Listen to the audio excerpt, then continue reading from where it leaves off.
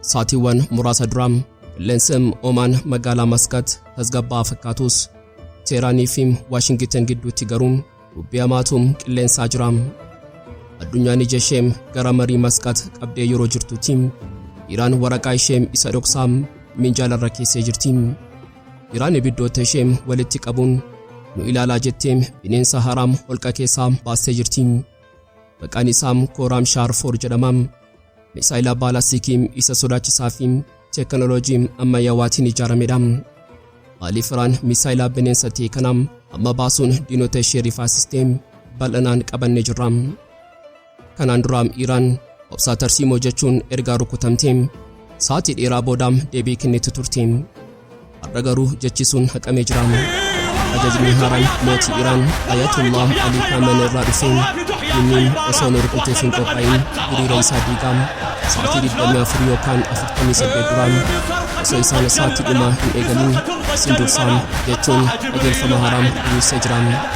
Gama kaaniin Tel Aviv keessatti saayiriiniin yeroof callisee jira. Garuu hoggantoonni waraanaa Israa'el irra hin qaban. Iji isaanii sodaa kuufamaa Misaa'ela Iraaniin muddama keessa galuun Iraan nu balleessuuf jetti ergaa jedhuun Waashingtaniif dabarsanii jiru. Iccitii kanneen bal'inaan ni ilaalaam. Tibba kanaam miidiyaaleen hawaasaa irratti viidiyoon tokko akka laboobaa ibiddaa tamsee ture. Viidiyoon kun doonii guddaa kan uumama addaa qabu gubbaa isaa irratti kubbaawwan gurguddoo baatee tokko agarsiisa. Dooniin kun doonii basaasummaa Chaayinaa Li'aawang waan jedhamudha. Oduun viidiyoo kana waliin tamsi'ammoo dooniin basaasummaa Chaayinaa doonii waraanaa Ameerikaa USS Abrahaam Lincoln hordofuuf gara galaana Arabaatti dhufteetti. Chaayinaan Iraaniif birmachuuf qophaa'aa jirti jedha. Iccitii doonii kanaa yoo haga xumuraatti nu faana turtan ni dhageessu. Qophii keenyaa laayik gochuun jalqabaan affeerraa keenyaa yeroo maraati. Yooyaam ashama harka fuunee kabajamtoota dhaggeeffattoota keenyaa kun Oromiyaa 24 Newsdha. Kanneen chaanala YouTube keenya faaraa taatan subscribe gochuun maatii keenya ta'aa. Qophiin keenya namoota hedduu bira akka ga'uuf like share gochuun waliif qooduun dagatinaa. Hanga xumura qophii keenyaatti turtii gaarii.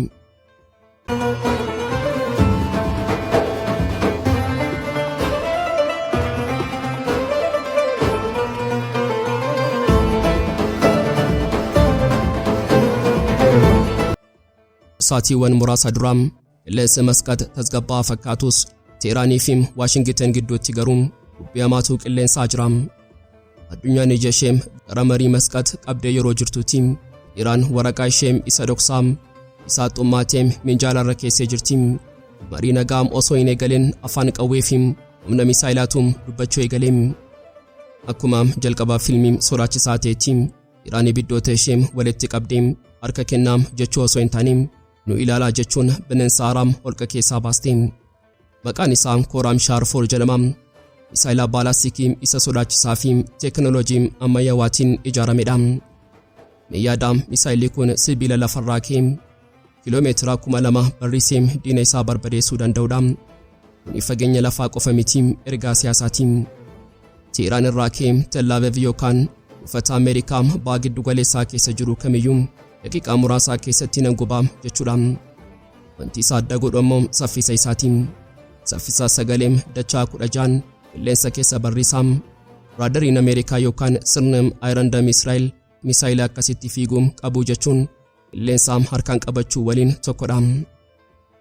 Iraan Misaa'ela kana qofa baastee hin callisne. Waan kana caaluun waan seenaa waraanaa ishee keessatti hin baratamne labsitee jirti. Tarsiimoon waraana keenyaa jijjiiramee jira jetti. Kanaan dura waraanni Iraan ofirraa ittisuu irratti xiyyeeffataa kan ture. Har'a garuu jeneraalonni Iraan amma eegnee hin rukutamnu dursinee rukunna jechuun lallaban. Kuni lallabaa waraanaati.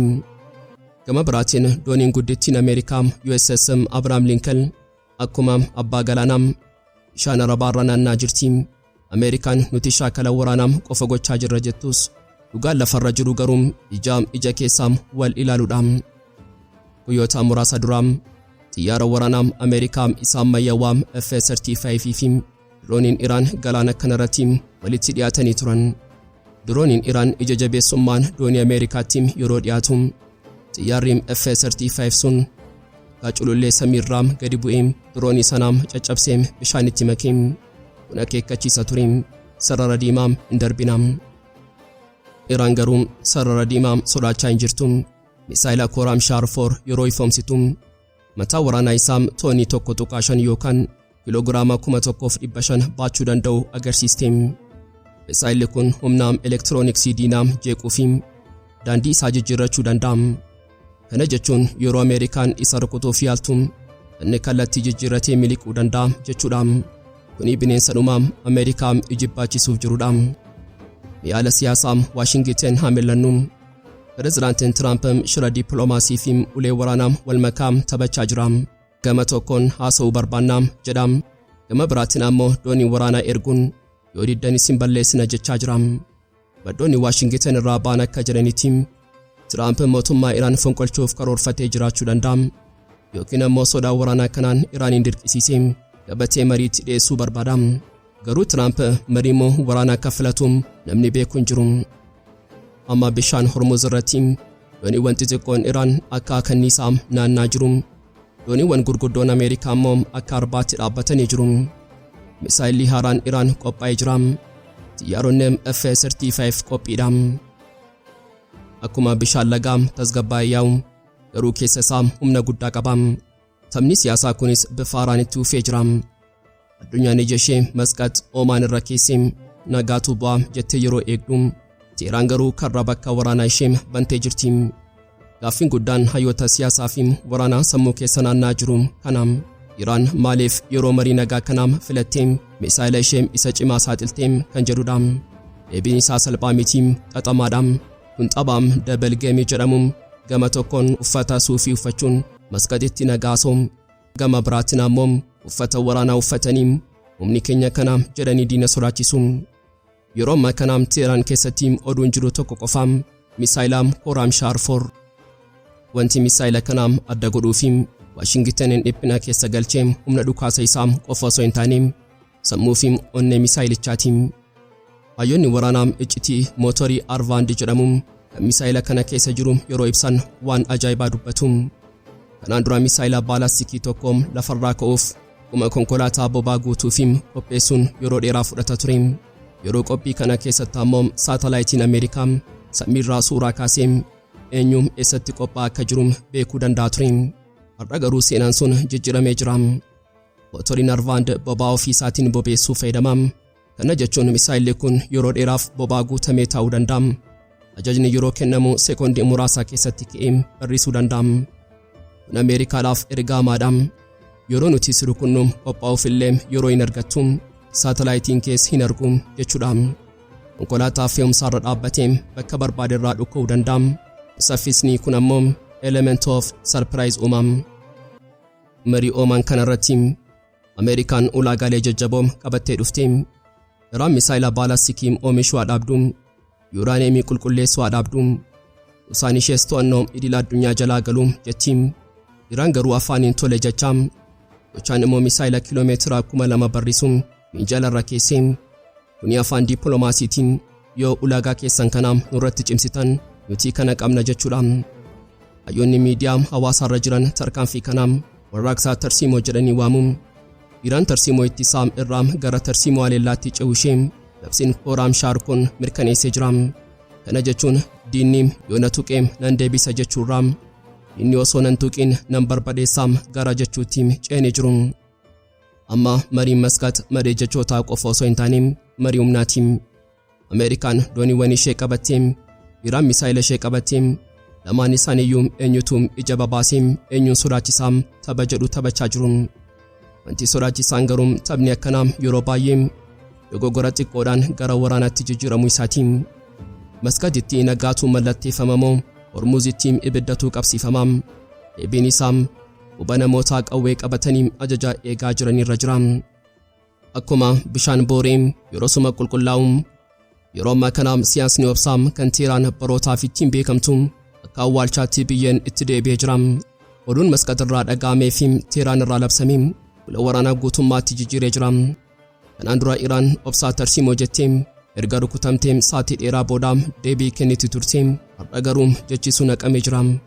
Ajajni haaraan mootii Iraan Ayatollah Khaameeneey irraa dhufee ifadha. Inni osoo rukutuuf hin qophaa'in hiriira isaa diigaa sa'aatii 24 yookaan 48 duraam osoo isaan sa'aatii dhumaa hin eegalin isin isaan dursaam. Kuni waraana qofa miti. Kun xiinsammuu waraanaa isa Ameerikaan sodaattu sanam.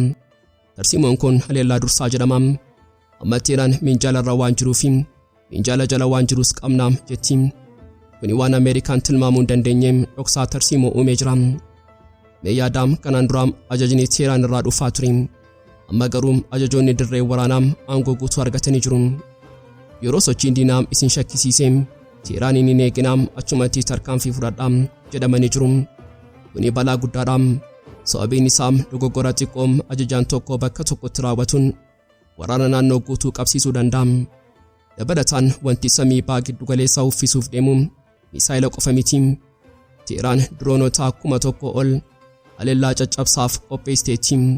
Diroononni kunniin akka bookee wal faana ka'uun Sirna Ittisa Ameerikaa tokko yookaan lama kuffisuu danda'a. Garuu 1,000 yeroo tokkotti yoo dhufe eenyutu dhaabam? Wanti kana caalaa xaxamaati ammoo bichoota Iraan yookaan Axis of Resistance. Kanaan duraam ajaja eeguu turan amma garuu eenyumtuu bakka jirutti haala ilaallatee murteessuu danda'a jedhamanii jiru. Yemen irraa, Lebaanos irraa, Siiriyaa fi Iraaq irraa humni dhokateem dammaqee jira. Amma Waashingiten doonii ishee fi xiyyaarota ishee qabattee yoo dhuftu Iraan harkasitti kennadhaa osoo hin taane si eeggachaan ture jechaa jirti.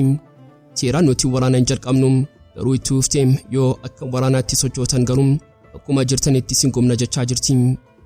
Baskatitti waraqaan nagaa minjaalarraa Teeraan itti ammoo qubni furtuu dhukaasarra jira. Addunyaan ammoo saffisaa muddamichaa dhagaa jirti. Tel Aviv keessatti saayirenoonni yeroof callisanii jiru. Garuu hoogganoonni waraanaa Israa'el hirriba hin qaban. Isaanii Waashingiten irraa ka'anii ergaa tokko dabarsaa jiru. Kuni waraana daangaa miti. Kuni waraana jiraachuu fi dhabamuuti. Addunyaan yeroo baay'ee waa'ee sagantaa niwukileeraa Iraan haasofti. Garuu Israa'el waan kana caalaa kan ishee sodaachisaa jiru tuullaa Misaa'elaatti Iraan kuufachaa jirtudha. Gabaasni basaasaa gaazexaa Israa'el Yerusaalem Post saaxilee akka mul'isutti Iraan yeroo ammaa kana Misaa'ela Ballistikii 2,000 ol kuufattee jirti. Kuni lakkoofsa qofa miti. Kuni humna biyya tokkoo lafarraa quu danda'udha. Seenaa waraanaa addunyaa keessatti biyyi tokko waggoota muraasa keessatti humna Misaa'elaa akkanaa kuufachuun ishee wanta balaafamaa fi sodaachisaadha. Yeroo waraana Iraan FM Iraaq Iraan Misaa'elaa kan teekinooloojii yeroo sana biyyoota akka Liibiyaa fi Kooriyaa kaabaarraa kadhachaa turti. Har'a garuu seenaan sun garagalee jira. Iraan kadhattuu teekinooloojii osoo hin taane warshaa du'aa ofii ishee ijaarrattee jirti. Ragaan basaasummaa Israa'el jedhutti Iraan ji'a tokko keessatti Misaa'ela Ballistikii 300 oomishaa jirti. Meeyyaada guyyaatti Misaa'ela 10. Kuni saffisaa oomishaa daabboo miti. Saffisaa oomishaa meeshaa waraanaati. Saffisni kun immoo Israa'elin raafama guddaa keessa galchee jira. Kanaaf Jeneraal Iyyaala Zaamer hogganaan ittisa Israa'el Waashingitaniin yoo dhimma kana irratti laaftan nuti ofii keenyaaf tarkaanfii fudhanna jechuun akeekkachiise. Israa'el sodaa kanaaf jecha shaakala ma'aariif jedhamu taasistee jirti. Shaakalli kunis osoo yeroo tokkotti Misaa'elonni 2,000 biiftuuwwan magaalaa Tel Aviv fi Haifaa irratti roobanii maaltu ta'a kan jedhudha. Yaadni kun qofti sammuu namaa dochaa. Yeroo waraana addunyaa lammaffaa Jarmanoonni rookeetii V2 London irratti dhukaasanii turan. Garuu humni Iraan qabdu kun isa sana dachaa dhibbaan caalaa. Misaa'elonni Iraan kan akka Khaybar rookeetii qofa miti. Isaan roobotota barrisanidha. Wanti seenaa waraanaa jijjiireem kanaam. Misaa'elonni kunneen qilleensa keessaa yeroo barrisan akkuma xiyyaaraa kallattii isaanii jijjiirrachuu danda'u. Teekinooloojii kana Iraan Kooriyaa kaabaa waliin ta'uun kan jalqabde ta'us amma garuu ofisheetti sadarkaa MEMRV jedhamutti guddisteetti. Kana jechuun sirna ittisaa Iron Dome yookaan Har'a Israa'el Misaa'ela kana qabachuuf yeroo ol ba'u Misaa'elli Iraan sun zigzaagii hojjetee jala miliquu danda'a jechuudha. Kuni teekinooloojii biyyoota gurguddoo qofti qabu jedhamee yaadamaa ture. Amma sarara diimaa jedhamutu sararame. Israa'el Misaa'elli kun akka hin oomishamne walii galtu malee nuti Teeraan hin gumna jetti. Gama biraatiin dubbamaan koomishinii nageenyaa biyyaalessaa Iraan Ibraahim Reezaayim Misaa'elli keenya dhimma marii miti. Inni wabii jiruu keenyaati. Humni keenya furtuurra jira jedhee jira. Dhiphinni kun akkuma bishaan guutee yaa'u daangaa Israa'elii fi Iraan qofa osoo hin taane guutummaa abbaa giddu galeessaa liqimsuuf qophaa'ee jira. Dooniiwwan Ameerikaa shaakala Israa'elii fi warshaa Misaa'ela Iraan sadeenuu sa'aatii tokko eegaa jiru. Gaaffiin amma jiru eenyutu ija libsatee jalqaba dhukaasaa kan jedhu osoo hin taane yeroo roobni Misaa'ela 2000 kun roobu manni jalaa nagaa ba'uu jira laata kan jedhudha. Galaanni Arabaa yeroo ammaa kana bishaan qofa osoo hin taane sodaa shiraa fi oduuwwan dhiphina uuman baatee dambali'aa jira. Yeroo waraanni afaan qabutti dhugaan ni dhokatti. Oduun sobaa immoo akka ibiddaa boba'a. Kuma seenaa waraanaa addunyaa keessatti yeroo waraanaa qabbanaawaa sanaa basaasummaan meeshaa waraanaa caalaa sodaatamaa ture. Har'as bishaan kana irratti waanuma sana fakkaatutu raawwachaa jira. Tibba kana miidiyaalee hawaasaa irratti viidiyoon tokko akka ala bobaa ibiddaa tamsaa ture. Viidiyoon kun doonii guddaa kan uumama addaa qabu gubbaa isaa irratti kubbaawwan gurguddoo baatee tokko agarsiisa. Dooniin kun doonii basaasummaa Chaayinaa Li'aawwaangwaan jedhamudha. Oduun sobaa viidiyoocha waliin tamsa'e immoo doonii basaasummaa Chaayinaa doonii waraanaa Ameerikaa USS Abraham Lincoln hordofuuf gara galaana Arabaatti dhufteetti Chaayinaan Iraaniif birmachuuf qophaa'aa jirti jedha. Oduun kun seenaa waraanaa addunyaa lammaffaa nu yaadachiisa. Yeroo sanaa Ingilizoonni fi Jarmanoonni dooniiwwan basaasummaa fayyadamuun eenyu eessa jira jedhanii wal hordofaa turan. Akkasumas hurrii waraanaa jedhamu uumuun diinaa burjaajessuun tooftaa waraanaa beekamaa ture. Har'a oduun doonii Chaayinaa kun hurrii waraanaa uumuuf kan tamsa'e fakkaata. Addunyaan rifaatuudhaan Chaayinaan dhuguma Ameerikaa waraanuuf dhufte jechuun gaafachuu eegalte. Garuu dhugaan lafa jiru ragaan saatalaayitii fi hordoffii dooniiwwan akka agarsiisutti dooniin Li'aawwaangwaan sun galaana Arabaa miti naannoo ishee illee hin geenye. Doonichi yeroo ammaa kana galaana abbaa Chaayinaa keessaa fageenya 1000 irraa tasgabbaa'ee socho'aa jira. Viidiyoon namoonni amma ta'aa jira jedhanii raabsan sun viidiyoo moofaa bara 2025 waraabame kan bakka biraatti kaa'ame ta'uu isaa mirkanaa'ee jira. Haa ta'u malee oduun sobaa kun bu'aa guddaa qaba. Seenaa keessatti waraanni yeroo baay'ee sababa odeeffannoo dogoggoraatiin ka'eera. Fakkeenyaaf bara 1964 Dalfooftoonkiin insidentii jedhamuun oduun sobaa waa'ee doonii Ameerikaa Veetnaam keessatti haleelamte jedhu Ameerikaa gara waraanaa waggaa dheeraatti galchee ture. Har'as sochiin Li'aawwaangwaan soba ta'us sodaan uumame dhugaadha. Washington doonii ishee guddittii USS Abraham Lincoln gara naannoo kanaatti kan ergiteef Iraanin jilbeenfachiisuuf Iraan immoo harka hin kennadhu jettee jirti. Haala dhiphinaa akkasii keessatti namoonni Chaayinaan dhufteetti jedhanii odeessuun biddichatti beenzila naquudha. Dooniin Chaayinaa bishaanicharra hin jirtu ta'a garuu yaadidduun Chaayinaa fi Raashiyaa naannoo sanarraa akka jiru beekamaadha. Amma galaanni Arabaa doonii basaasummaa Chaayinaa sobaan keessatti uumame osoo hin taane doonii waraanaa Ameerikaa dhugaan irra jiruun dhiphachaa jira. Oduun doonii Chaayinaa kun fedhii namoonni waraana kanaa waraana addunyaa fakkeessuuf qaban kan agarsiisudha. Garuu yeroo ammaa kanaaf Chaayinaan Li'aawwaangwaan fageenyarraa keesseetuma tilmaamaa jirti malee gara bishaan kanaatti hin seenne. Kanaafuu wanti sodaatamuu qabu doonii sobaa sana osoo hin taane misaa'ilota dhugaa fi dooniiwwan dhugaa warra walitti dhaadachaa jiran sanadha.